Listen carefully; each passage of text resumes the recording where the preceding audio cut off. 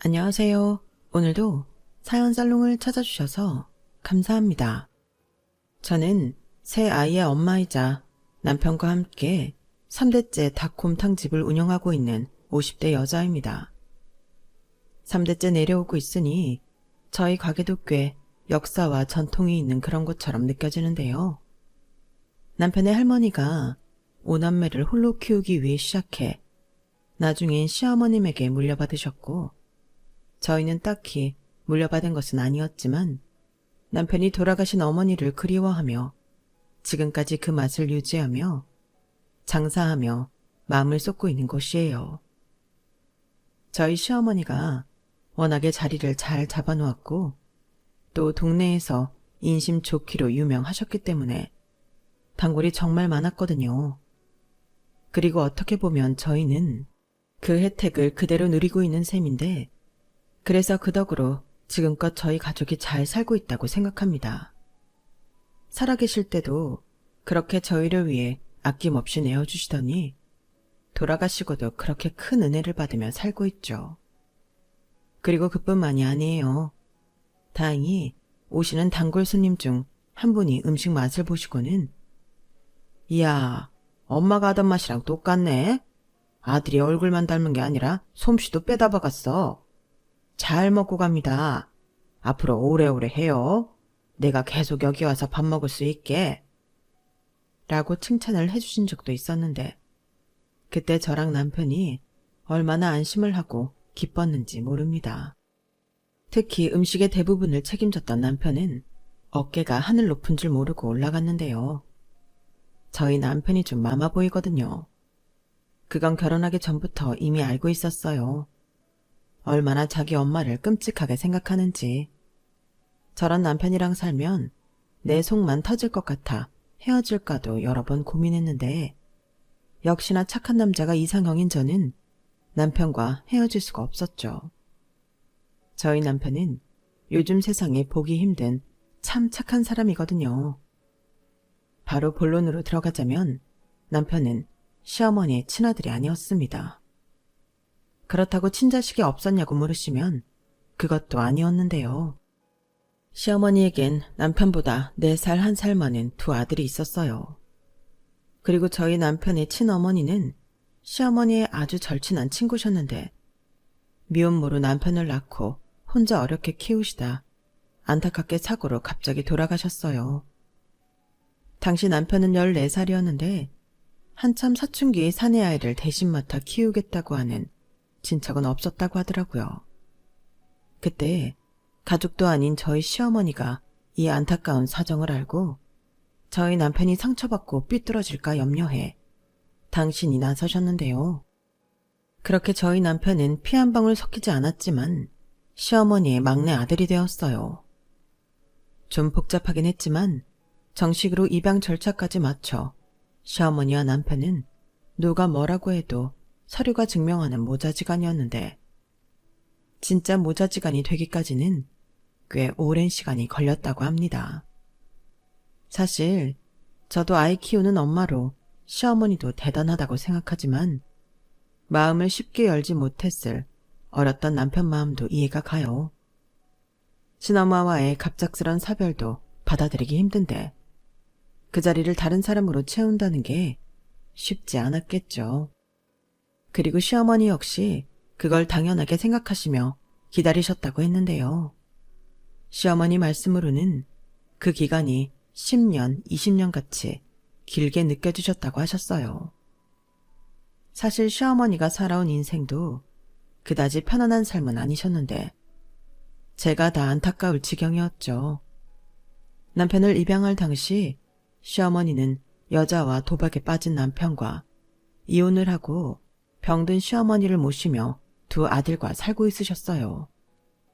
그러니까 저희 남편을 입양할 당시에도 그리 넉넉한 형편은 아니었던 건데 어떻게 그런 용기가 나셨는지 그저 존경스러울 뿐입니다. 거기에 남편이라도 순조롭게 따랐으면 좋으련만 그렇지도 않았다고 했는데요. 정식으로 시어머니의 아들이 되었음에도 그걸 받아들이지 못하고 시어머니를 거부했대요. 그래서 반기지도 않는 큰아빠 집에 가서 온갖 눈치와 구박을 당했다고 했는데 저희 남편이 고집이 엄청 세거든요. 그래서 눈칫밥을 먹느니 차라리 굶겠다며 버티다 영양실조로 쓰러져 시어머니 손에 억지로 끌려 처음 닭곰탕을 먹게 되었다고 했어요. 처음엔 거부했지만 닭곰탕이 너무 맛있어 보여서 손이 저절로 움직였는데 첫 숟가락을 뜨니 그 다음부터는 멈출 수가 없더랍니다. 그 맛이 얼마나 깊고 맛있었던지 정말 개눈 감추듯 허겁지겁 그릇을 비웠다고 했어요.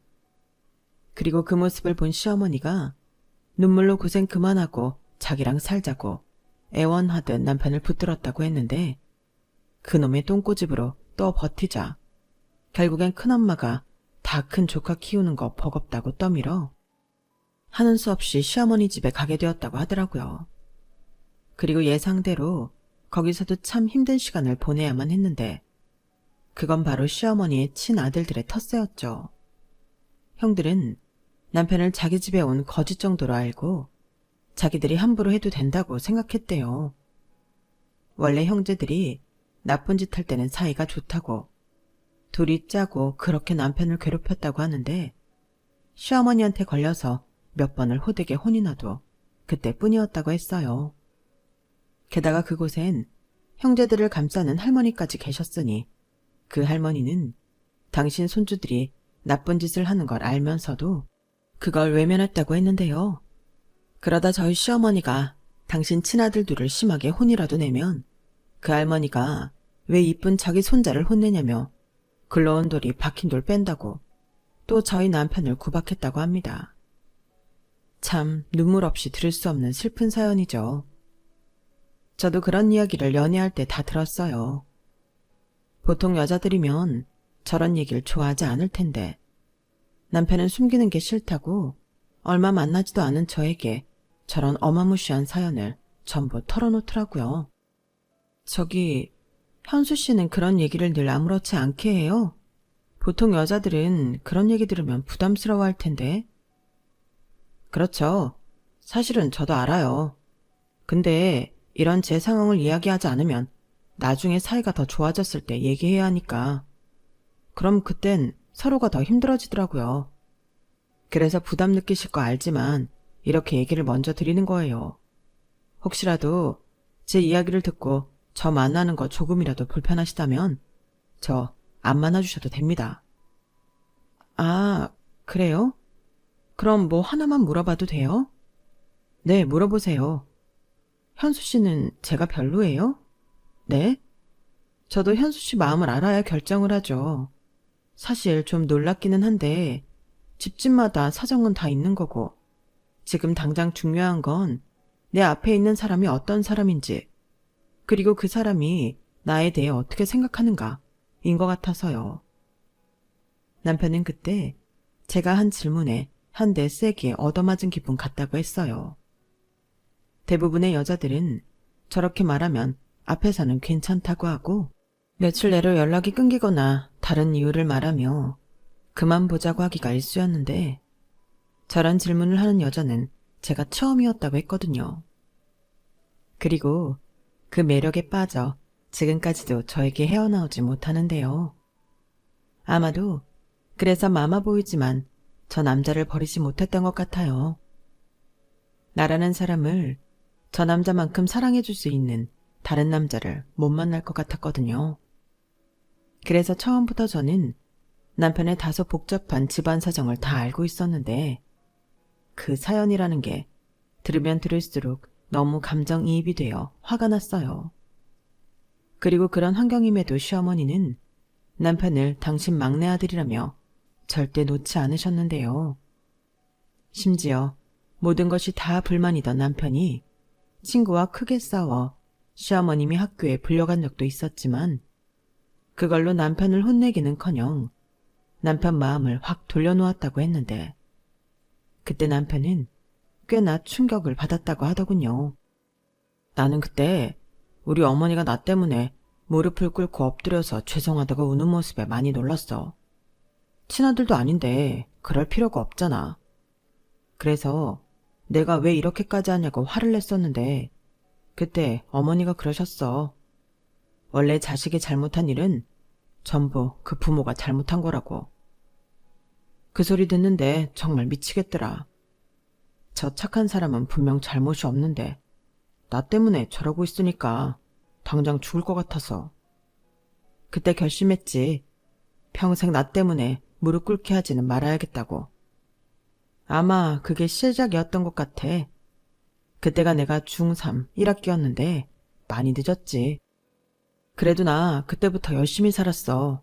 공부도 해서 인문계도 가고. 남편은 그날 이후 완전히 새로 태어났다고 했어요. 지금의 어머니한테 잘하는 게 돌아가신 친엄마를 위한 일이라고 생각하게 되었다고 하더라고요.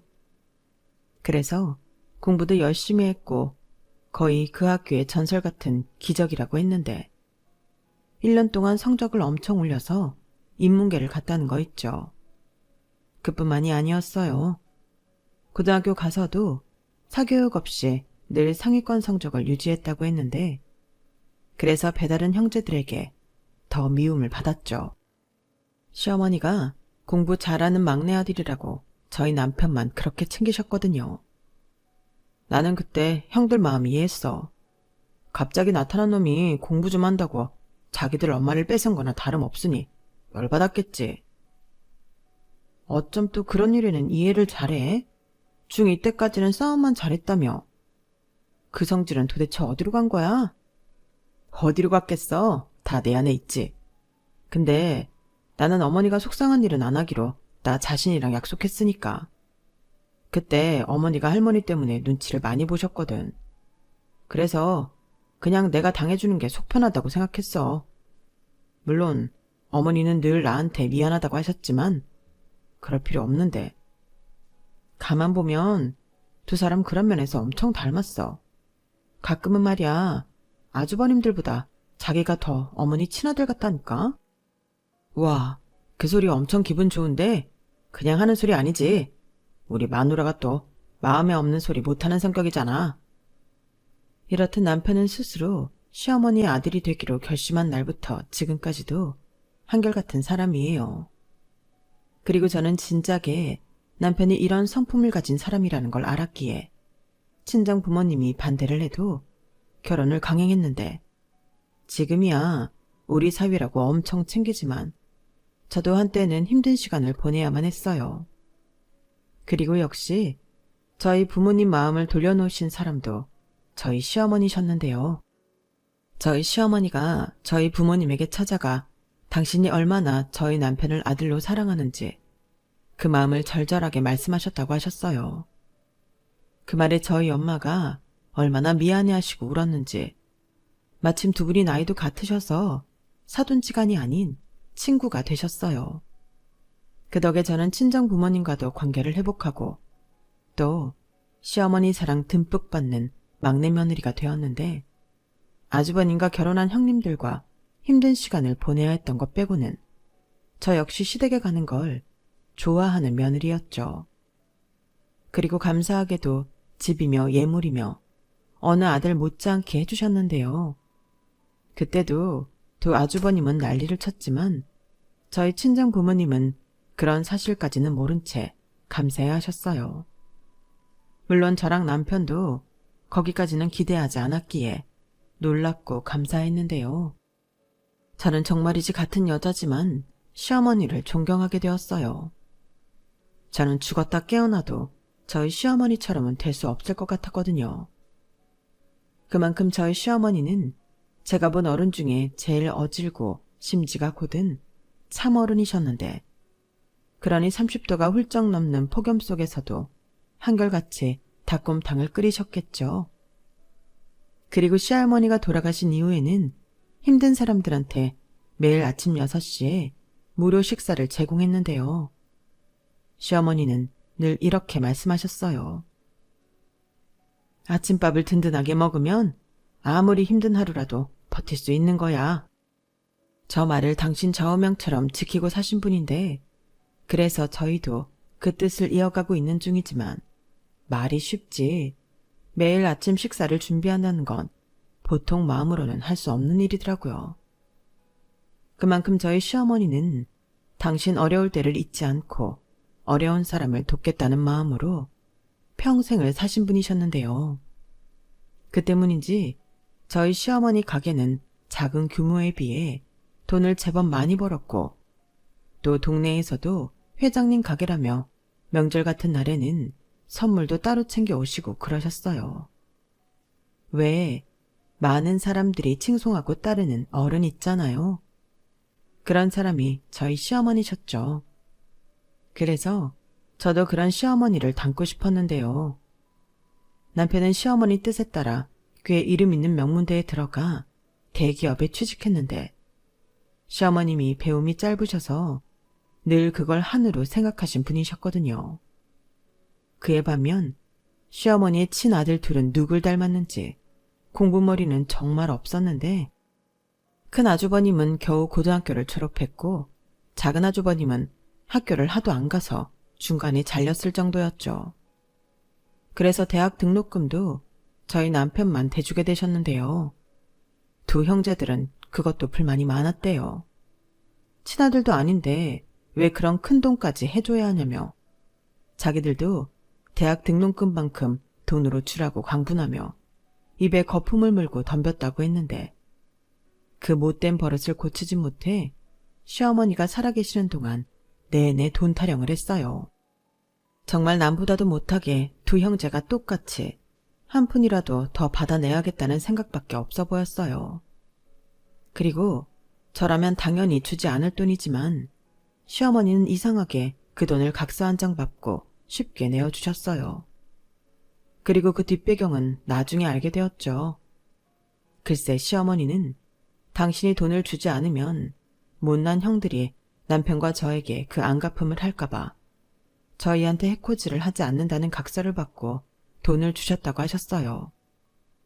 그 각서에는 돈을 받고도 동생한테 해코지를 하면 그 뒤로는 그 어떤 돈도 받을 수 없다는 내용도 있었는데, 그 내용 때문인지 두 아주버님이 딱히 저희 부부에게 싫은 소리를 하거나 연락을 하는 일은 없었어요. 그래서 그런 내막이 있는지는 꿈에도 몰랐는데, 나중에 그 사실을 알게 된 저희 부부가 왜 그렇게까지 하셨냐고 속상해서 따져 물었죠. 그리고 그때 시어머니는 이렇게 말씀하셨는데요. 쟤들 돈에 미친 애들이야. 저런 애들한테는 돈으로 해결하는 게 제일 쉬운데 뭐하러 어려운 선택을 하니? 괜히 딴 생각하지 않게 그냥 돈이나 막 분치워주고 말아야지. 그럼 어떡해. 저런 것들도 다 내 자식인데 내가 책임져야지. 저는 그 말을 듣고 시어머니도 시어머니지만 저도 점점 두 아주버님에 대한 악감정이 생겼어요. 그도 그럴 게 돈을 받아간 아주버님들은 며칠도 못 가 그 돈을 전부 다 쓰고 또 손을 벌리기 일쑤였는데, 그때부턴 뻔뻔하게 돈을 주지 않으면 저희에게 찾아가 그 돈을 달라고 하겠다고 협박까지 하던 인간 말종이었거든요. 그러면 또 그 협박 때문인 건지 시어머니는 싫은 내색 한번 하지 않으시고 돈을 줬다고 했는데, 돌아가시고 제가 챙긴 각서만 해도 좋기 200장은 넘었어요. 그 중에는 100만 원 같은 소액도 있었지만 1000만 원 같은 고액도 있었죠. 정말 그런 거 보면 자식이 아니라 왼수라는 말이 딱 맞아 떨어지는데, 시어머니는 그것 또한 당신의 책임이라고 생각하셨어요. 저희 남편에 대한 마음도 마음이고 두 친아들에 대한 미안함도 있었으니 그렇게라도 해주고 싶으셨던 게 아닐까 생각하게 되더라고요. 전에 듣기로 시어머니가 시아버님 때문에 너무 힘들어서 당시 어렸던 두 아들을 제대로 챙기지도 못했는데, 어느 날 갑자기 하루아침에 뚝 떨어진 남편에게 지극정성의 모습을 보고 배신감을 느꼈다고 했거든요. 솔직히 공감해주기 싫은데 그건 또 그럴 수 있겠다 하는 생각이 들었어요. 그러니 당사자인 시어머니 마음은 더 있을 것이고, 그래서 이해가지 않던 시어머니의 행동도 납득할 수 있었는데요. 그럼 또 이런 의문이 들었어요. 무엇이 그토록 시어머니로 하여금 남편을 지키고 싶었을까 궁금해졌죠. 그래서 몇 번 시어머니에게 여쭤본 적이 있었는데, 그러면 시어머니는 긴 말은 하지 않으셨지만 자기가 남편의 친모인 친구에게 너무 많은 것을 받아 그걸 갚는 거라고 하실 뿐이었어요. 어떤 사연인지 너무 궁금하지만 남편도 저도 그 사연까지는 모릅니다. 시어머님이 말씀을 해주지 않으셨거든요. 그리고 언제부터인지 그건 그냥 당신이 죽을 때까지 말하고 싶지 않은 비밀이겠거니 하고 묻지 않게 되었는데요. 그렇게 위태롭지만 나름 저는 시어머니의 사랑도 받고 남편 사랑도 받으며 새 아이의 엄마로 살았어요. 당시에는 남편이 회사에 다녔고 저는 셋째를 낳으면서 도저히 직장을 다닐 수 없어 전업주부가 되었는데 그래서 시어머니와 많은 시간을 함께 보낼 수 있었죠. 이런 말하면 좀 저희 친정엄마가 서운할 수 있는데 저는 오랜 시간 함께 산 친정엄마보다 시어머니가 더 좋았어요. 늘 딸이 없어 서운했는데 제가 당신 딸 같다고 하셨고 제 위로 두 형님이 있지만 워낙 두 형님은 당신들 남편이랑 똑같은 사람이라 정을 주고 싶어 하지 않으셨거든요. 그래서 저도 가게 일을 많이 도왔고 시어머니는 저희 아이 육아를 많이 도와주셨는데 그걸 또 남편이 참 고마워하더라고요.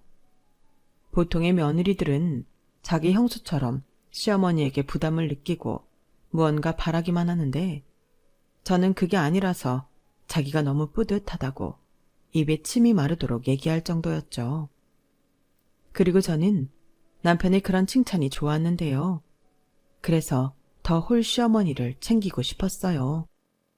나중에 아이들 더 크면 우리 둘이 산이고 바다고 사막도 가고 만리장성도 가자고 그렇게 약속을 했는데 그 약속을 지키기도 전에 일이 생기고 말았어요.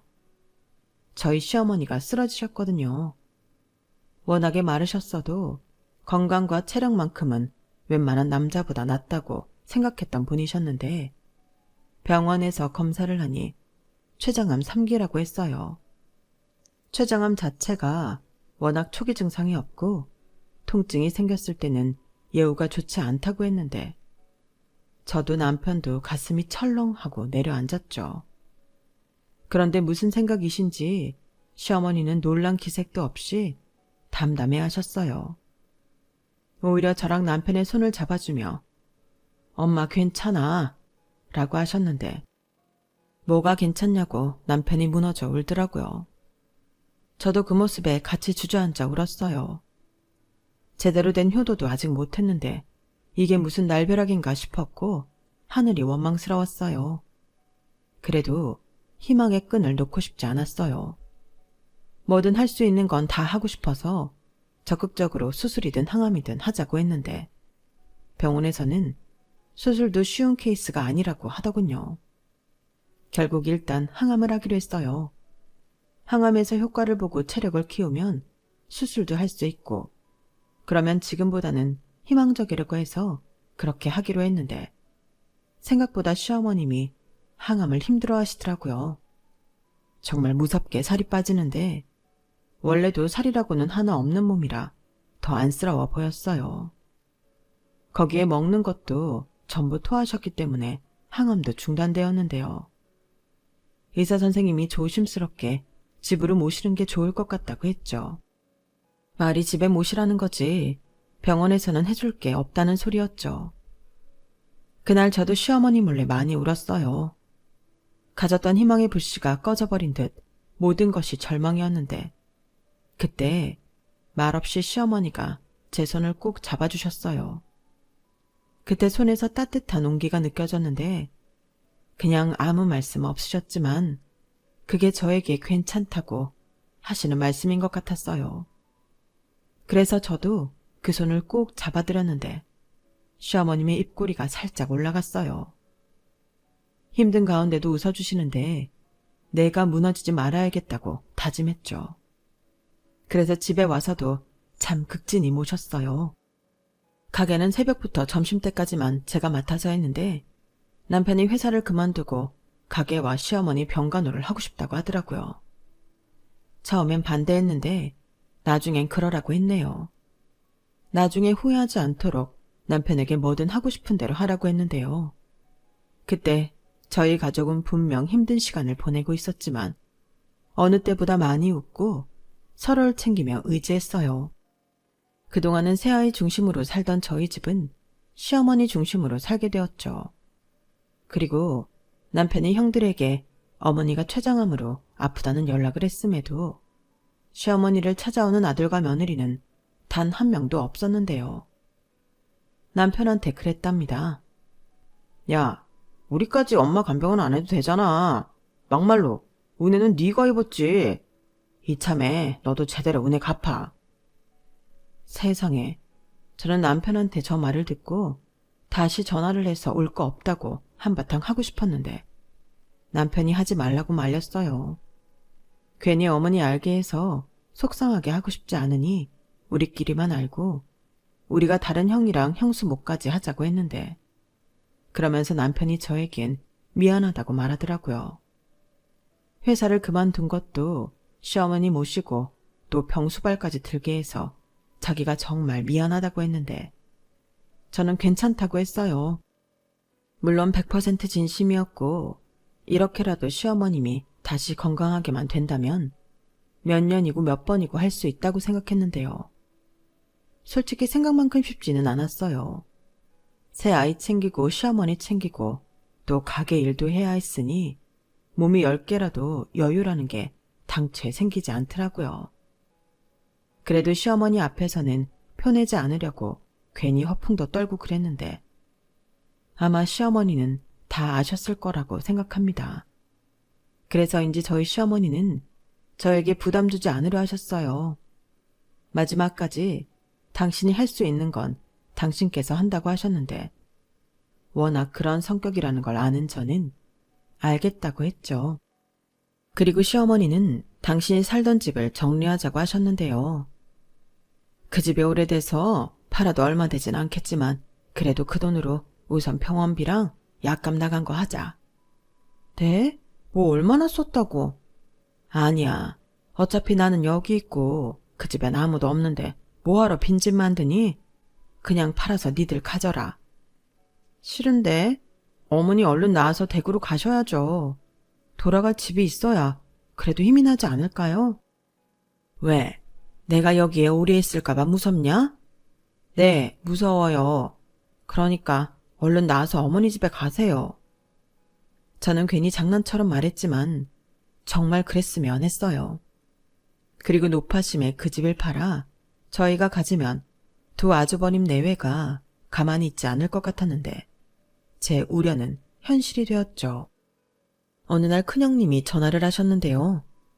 생전 저한테 따로 연락하는 법이 없으셨는데 그날은 연락을 해서 이런 말을 했어요. 저더러 아픈 시어머니 뒤에서 재산 빼돌리는 장난질 할 생각은 하지도 말라고요. 그러면서 막내 서방님은 마리 서방님이지 피 한 방울 안 섞인 남이잖아. 그런데도 학비대에서 키우시고 장가갈 때 집도 해주시고 받을 거 이미 넘치게 받았으니 여기서 더 가지 생각하면 안 되는 거지 동서? 내 말 무슨 뜻인지 알았지? 내가 생각해봤는데 괜히 딴 마음 품을 것 같아서 라고 한 번 더 몫을 박는데 진짜 없던 정도 뚝 떨어졌어요. 염치도 없이 자기는 아픈 시어머니 외면하면서 저런 말을 하다니 기가 차서 누굴 지금 동급으로 생각하냐고 확 전화를 끊어버렸죠. 저랑 남편 모두 정말이지 시어머니 재산에는 1원도 관심이 없었거든요. 그리고 나중엔 둘째 형님도 전화해서 똑같은 말을 하는데 그때는 그냥 너무 짜증나서 저도 형님들이 자꾸 이런 식으로 저 긁으시면 없던 욕심도 생길 것 같은데요. 어디 한번 정말 마음 먹어볼까요? 어차피 지금 시어머니랑 같이 지내는 건 전데요. 라고 맞불을 놨더니 두 형님들이 조용해졌어요. 다만 두 아주버님은 제가 시댁재산에 눈이 뒤집혔다며 저희 남편한테 마누라 단속시키라고 연락을 한 것 같은데 남편이 헛소리 그만하고 형들이나 마누라 단속하라고 똑같이 말했다고 하더라고요. 그땐 우리 둘 다 어찌나 속이 시원하던지 그것들한테 한 방 먹였다고 생각했는데 그게 결국엔 불난집에 기름을 부은 꼴이 되었어요. 저희가 중간에서 어떻게 할까봐 그동안 참 많은 일을 했더라고요. 시어머니 집은 큰아주버님이 시어머니 위임장을 허위로 작성해 팔아버렸고, 또 다른 재산이 있는지 은행과 부동산 같은 곳을 다니며 샅샅이 뒤지기 시작했는데, 저희는 그런 일이 벌어지고 있는지도 까맣게 몰랐어요. 그저 시어머님이 얼른 나으셨으면 좋겠다는 그 바람 하나밖에 없었는데, 수술과 항암도 없이 3년을 버틴 시어머니는 결국 저희 곁을 떠날 준비를 하셨어요. 집에서 드릴 수 있는 진통제로는 버틸 수 없었는데 결국엔 중환자실로 옮기게 되었죠.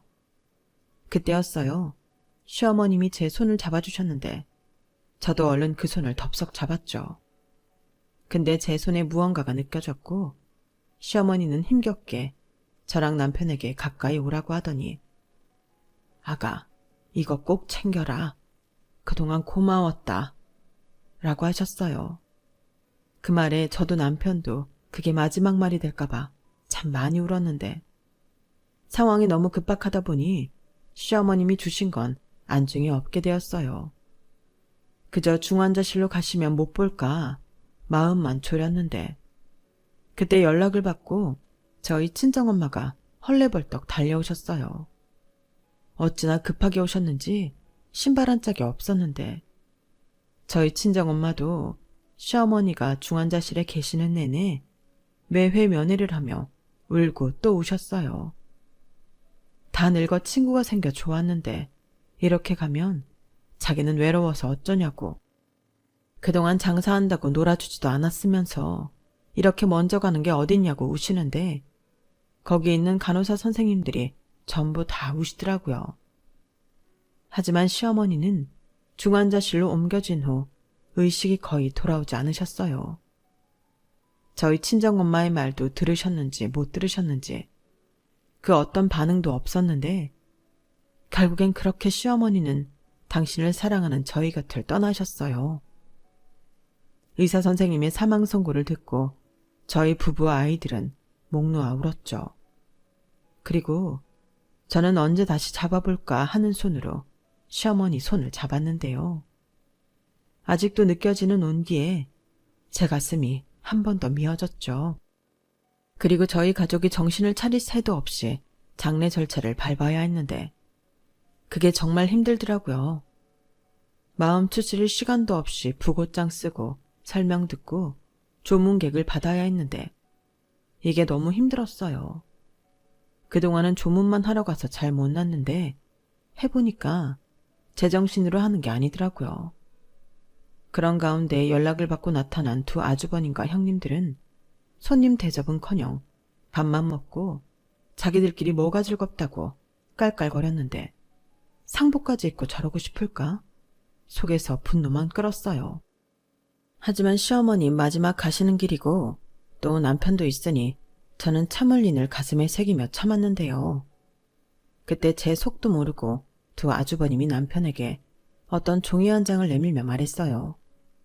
시어머니의 유언장이라며 모든 재산은 친자식에게 남긴다는 내용이었는데요. 저희 남편더러 그랬어요. 너는 친자식이 아니니까 유산 받을 권리가 없어. 아무리 우리 엄마라고 해도 마지막엔 자기 핏줄 챙기지 않겠냐? 그러니까 시끄럽게 굴지 말고 여기에 도장 찍어라. 형, 진짜 너무한다. 내가 언제 한 번이라도 어머니 재산 얘기한 적 있어? 도대체 마지막까지 왜 그래? 지금 이런 거 따질 시간이 아니잖아. 어머니 장례 중이야. 야, 나는 너의 그런 유산이 너무 소름 끼쳐. 누가 들으면 네가 친자식이고 내가 남의 자식인 줄 알겠다. 쇼 그만하고 이제 다 끝났으니까 그 상복도 벗고 꺼져라. 억울하면 소송해. 형, 왜? 소송하면 질 것 같냐? 하긴 너 똑똑하잖아. 잘 생각해봐. 이게 승산이 있는 게임인지. 그래도 내가 그간의 정을 생각해서 엄마 납골당에 모시면 그 주소는 보내줄게. 한 번씩 찾아가서 또 위선 떨어봐. 대신 내 눈에는 띄지 말고. 알았냐? 뭐해? 도장 찍어. 저는 큰 아주버님 손에서 펄럭이는 종이를 보고 참지 못하고 달려가 유서인지 뭔지를 푹푹 찢어 갈겼어요. 그 유서가 진짜일 리 없다고 생각했거든요. 그리고 저도 똑같이 소송하라고 말했는데요. 창피한 일이지만 거기서 완전 개싸움이 벌어졌어요. 그 와중에 큰형님은 쓰러지는 명령기까지 펼치셨는데 그 모습이 고스란히 CCTV에 찍혔죠.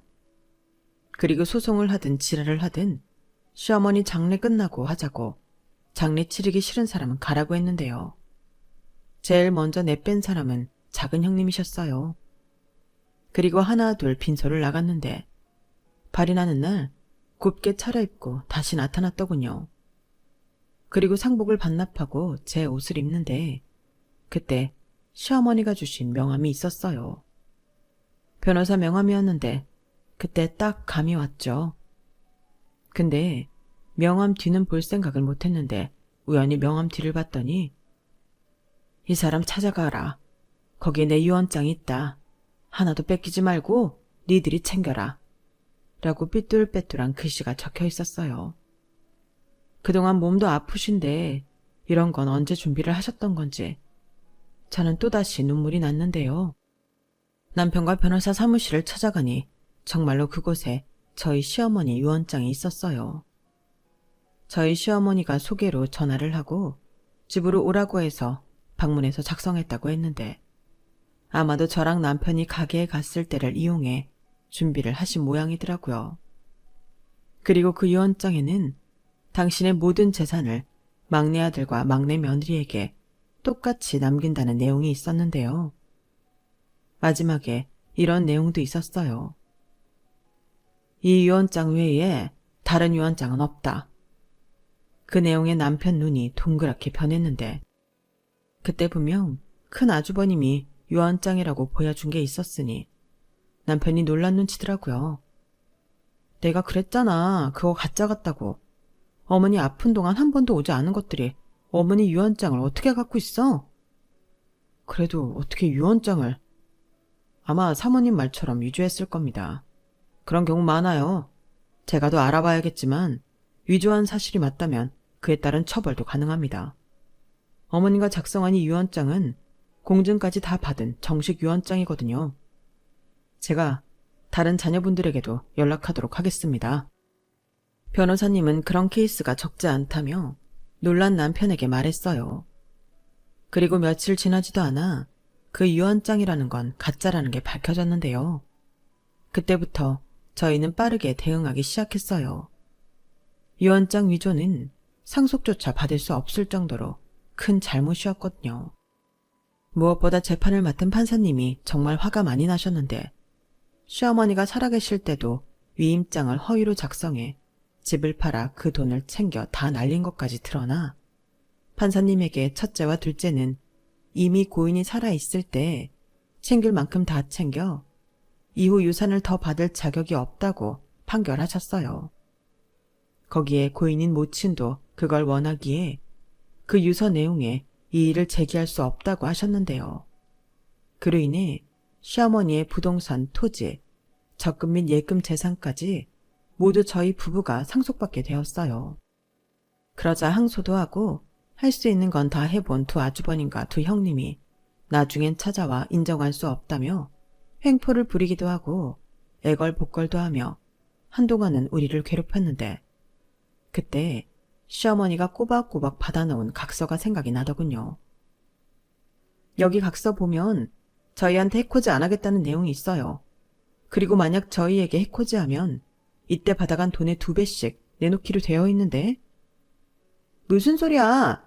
그리고 그 돈을 받을 사람이 이미 죽었는데 그게 무슨 효력이 있지? 그건 그냥 종이 쪼가리에 불과해. 아닌데요. 이거 다 일일이 공증 받아놓으신 거고요. 여기에 당신이 못 받으면 저희 남편이 대신 받게 되어 있어요. 이것도 한번 소송 걸어볼까요? 그럼 이게 다 얼마야? 구라까지 마. 무슨 무식한 노인네가 그런 것까지 했다는 거야. 괜히 우리한테까지 돈 뜯어내려고 니들이 우리 엄마 아플 때 장난쳐 놓은 거 아니야? 친자식도 아닌 거지 같은 게 네가 뭔데 우리 엄마 재산을 다 가져. 내놔. 우리 엄마 돈 내놓으라고. 내 돈이야. 저는 큰아주버님이 제 남편의 멱살을 잡는 순간 경찰에 신고했어요. 사진도 잊지 않고 찍었는데 나중엔 그걸로 접근 금지 신청도 했죠. 그리고 찾아오는 족족 경찰에 신고를 했더니 그 뒤로는 찾아오지 않았어요. 제가 정말로 그 각서들로 소송을 진행했거든요. 돈을 받든 받지 못하든 액션을 해야겠다는 판단에 저희 유산 상속 관련 재판을 해주신 변호사님 통해 진행했는데 변호사님도 저런 것들은 혼쭐이 나야 한다며 적극 도와주셨어요. 얼마나 남이 보기에도 쓰레기였으면 이렇게 자기 일처럼 도와주시겠냐고요. 그 덕에 저희 부부는 그제야 시어머니와 사별하고 그리워할 시간을 갖게 되었는데요.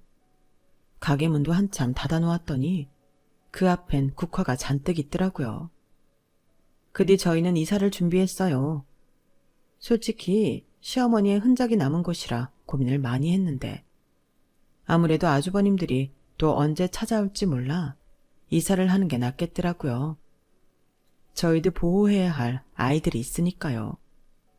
그래서 살던 집을 정리하고 다른 곳으로 이사를 했는데요. 시어머니 가게 자리가 또 재개발 확장이 되면서 저희는 가게를 다시 오픈하기 전에 정리해야 했어요. 오픈을 하더라도 닫아야 했기에 그럴 바에는 그냥 정리를 하기로 했죠. 그리고 우리 부부 둘 다 자기 자리로 돌아갈 참이었는데 남편이 시어머니의 닭곰탕집을 계속 하고 싶어 했어요. 그땐 저희 친정 부모님이 미래를 위해 좀 말리시긴 했는데 워낙 시어머니에 대한 남편의 효심을 알고 있던 터라 나중엔 그러라고 하시더라고요. 그리고 저희 엄마까지 오셔서 새로운 곳으로 이전하게 되었는데요. 시어머님이 아플 때 대신 가게를 한다고 배워놓은 게 크게 한몫을 했어요. 게다가 시어머니표 닭곰탕 맛을 아는 남편이 있으니 시간이 걸리긴 했어도 그 맛을 다시 찾을 수 있었는데 그 덕에 지금까지도 저희는 장사를 하며 사이좋게 잘 지내고 있습니다. 때론 너무 힘들고 고된 일이라 이렇게까지 할 필요가 있나 싶기도 한데 이런 힘든 걸 혼자 묵묵히 했을 시어머니 생각에 그런 아니란 생각은 금방 사라졌어요. 그리고 요즘은 둘째 딸이 할머니 솜씨를 닮았는지 자꾸만 음식에 관심을 보이고 있는데요. 자기가 그러더라고요. 자기가 나중에 여기 가게를 물려받아 하면 4대 닭곰탕이냐고요.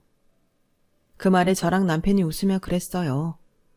네가 하고 네 자식이 또 하고 그 자식이 또 하면 10대도 되고 20대 내려오는 닭곰탕집이 될 수 있다고 하니 저희 딸 눈이 초롱초롱하게 빛이 나더군요.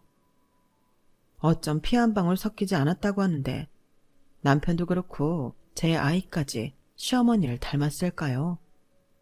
저는 지금도 펄펄 끓는 가마솥을 보면 시어머니의 굽은 등이 생각납니다. 그리고 10마디 말보다 제 손을 잡아주던 그 감촉과 온기를 기억하는데요. 부디 하늘에서는 아프지 말고 고생하지 말고 저랑 못한 여행 다니시면서 재미나게 지내셨으면 좋겠어요.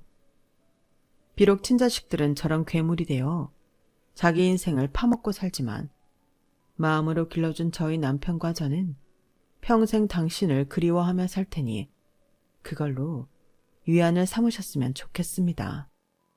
아, 자기만 두고 가냐고 울던 저희 엄마는요. 발이 난 다음 날 시어머니가 당신 꿈에 나와서 고마웠다고 인사를 했다는데요. 저희 엄마는 다음 생이라는 게 있다면 그땐 아주 어릴 때 저희 시어머니를 만나 또 친구가 되고 싶다고 하셨어요. 이번 생에 제대로 놀지 못한 한을 그때는 꼭 푸시겠다고요. 그 말을 하시는데 저희 엄마 눈에는 또 눈물이 고였고 제 눈에도 눈물이 흘렀는데 시어머니도 이런 저희 무녀의 애틋한 마음을 알고 계시겠죠? 올해로 벌써 시어머니를 떠나보낸 지 8년이 되었는데 저랑 남편은 아직도 시어머니가 너무 그리워요. 너무 좋은 분이셨기 때문에 더 그런 게 아닌가 생각하며 오늘도 저는 조금이라도 저희 시어머니를 닮은 사람이 되고자 노력하려 합니다. 지금 이 글을 쓰고 있는 시간은 새벽 4시예요. 오늘따라 시어머니 생각에 잠이 오지 않아 사연을 쓰게 되었는데 조금 있으면 가게에 나가 무료 아침 식사를 시작해야 되겠네요. 오늘은 조금 더 긴 하루가 되겠지만 어쩐지 유독 보람있고 좋은 하루가 될 것 같은 예감이 드는 날인데요. 그럼 지금까지 제 이야기 함께 해주셔서 깊은 감사한 마음을 전하며 건강하시고 여러분들의 가정엔 평화와 화목한 일만 가득하길 바라겠습니다. 감사합니다. 여러분, 사연 댓글에 응원과 현명한 조언 부탁드려요. 좋아요와 구독은 저에게 큰 힘이 됩니다. 오늘도 좋은 일 가득하세요.